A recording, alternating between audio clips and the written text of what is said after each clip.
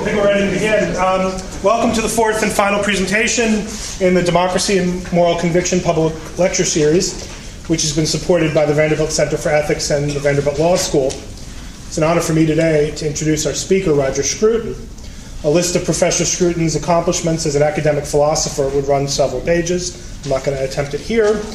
He's held academic appointments at Birkbeck College, Boston University, Princeton, Stanford, Waterloo, Oslo, Cambridge, among others. He's written influential books on topics as varied as the philosophy of architecture, the philosophy of music, sexual desire, Kant, Spinoza, political conservatism, and animal rights, and the list is continually growing. In addition to these academic accomplishments, Professor Scruton has served as a journalist, an activist, a composer, and a wine critic. His second opera, Violet, premiered in London in 2005. The Sunday Times has said of Roger Scruton that, quoting here, "There are few more valuable thinkers in Britain, or indeed the world, today." He's going to live up to that estimation this afternoon. Professor Scruton's topic is freedom of religion, so welcome, Roger Scruton.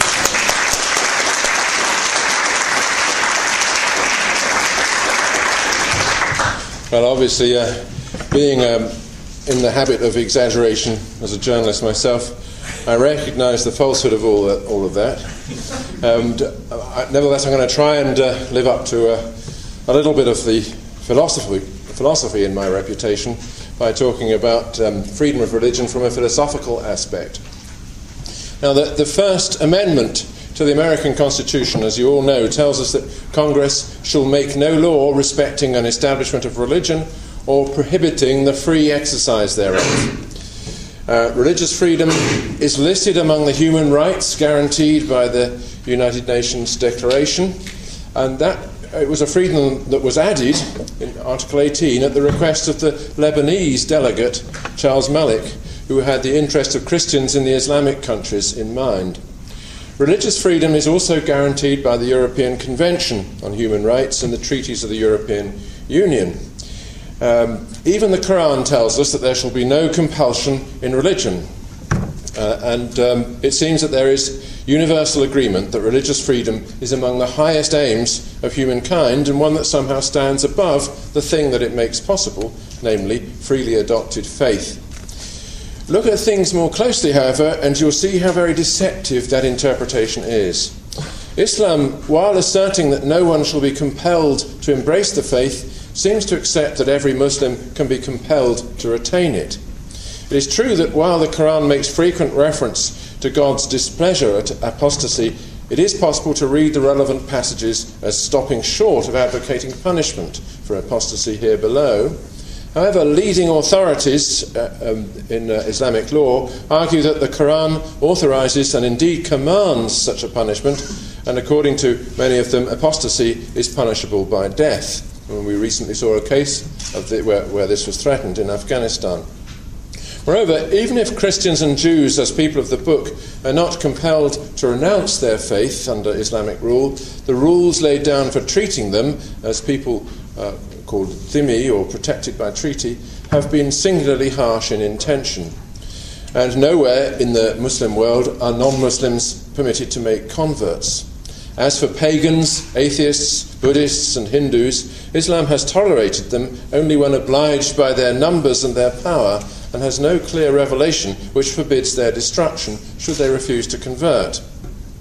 Nor should we neglect the equal and opposite distortion of the idea of religious freedom that has emerged in Christian countries, and especially here in America. When the Founding Fathers, under the influence of James Madison, inserted the No Establishment Clause into the Constitution, it was not because they wished people to cease acknowledging their religion in public life. The founders were Christians who wished to retain and to propagate their faith, but who are also acutely aware of the religious oppressions in Europe from which their ancestors had fled to the New World in order to practice their faith freely. The founders wanted to separate state from church, not to exclude faith from public life. And they wanted free churches answerable to their congregations and not to lawmakers. The established Church of England was to them repugnant, less as an attempt to impose Christianity than as a symbol of royal power and its intrusion into every sphere of social life. Moreover, the No Establishment Clause was meant as a limitation on the powers of Congress and not on the powers of the individual states. The founders did not intend the clause to authorize Congress to intrude on the state of Massachusetts, for example, which at the time had an absolute ban against Roman Catholicism, a ban which the federal government made no effort to lift. But that, of course, is not how the No Establishment Clause is interpreted today. It is invoked as an absolute command against religion in the public arena throughout the Union, and as authority for the radical secularization of all social institutions that depend upon the state, or which exercise an authority that derives from the state. It has been regarded as a violation of the No Establishment Clause that a court should display the Ten Commandments, or that public schools should begin the day with prayers. Such decisions do not convey a desire to protect religious freedom so much as a desire to marginalise religion, indeed to deprive religion of the place that it naturally demands in the public life of a nation whose people remain, in their own understanding at least, firmly within the faith traditions of the Judeo-Christian Bible. Nobody was forcing children to take part in the public prayers at school, or forcing anyone to acknowledge or genuflect before the Ten Commandments in the courtroom.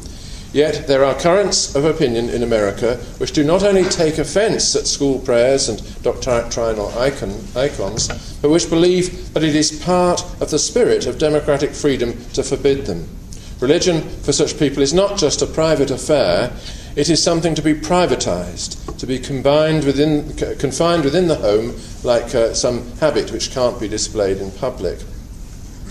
It might reasonably be objected that religious freedom so defined is actually a forbidding of religion, since it removes the freedom to practice religion in the way that faith demands. In other words, the first part of the No Establishment Clause, strictly interpreted, enters into conflict with the second, the part which says that Congress will make no interference in the free exercise of religion. The principal demand that the Christian religion makes of its adherents is that they should bear witness to the faith in their life and work, and that they should invite others to join them in worship and prayer. If those things are forbidden, then it is difficult to see that American citizens really are free to be Christians. And I think this point bears heavily on the situation of teachers in public schools, especially in rural districts, many of whom find themselves in the position of being the sole educative influence on children who are not going to obtain the good news of their salvation from any other source. The vehemence with which the marginalisation of religion has been pursued in the name of the No Establishment Clause suggests that there is a strong anti-religious animus at work. Indeed, contemporary moves towards secularisation have a decidedly ambiguous character. On the one hand, there is the desire to affirm our Western tradition of secular authority against Islamic theocracy, a worthy desire which surely unites all of us against a very real threat. On the other hand, there is a kind of residual anti-clericalism, not to say atheism, which turns on the Christian inheritance as though it were an equal threat to our liberties and an equal insult to our legal and political settlement. Moreover, it is precisely the status of Christianity as a majority religion that attracts this kind of attack. And this phenomenon is, I think, not confined to America. In Britain, many state schools will celebrate the Hindu Diwali and the Muslim Eid, but resolutely refuse to acknowledge Christmas, or even to refer to Christmas by its proper name, preferring to describe it as the holiday season, wishing their children happy holidays as they leave the school for the last time before the festival. Such practices are justified in the name of religious freedom. We want to leave children free to practice whichever religion they or their parents prefer, say the officials. It's not for us to impose any particular faith. But the only actual target of this self-censorship is Christianity, which is driven from public life precisely because of its status as the traditional religion and institution-building force of our civilization. The Christian religion is being effectively censored out at the very moment when radical Islam wishes to exterminate it, and it is being censored in the name of religious freedom. This is an instance of something that I've called the culture of repudiation, by which I mean the systematic rejection of the cultural and religious inheritance on which our societies have hitherto depended. In other words, a systematic refusal to inherit.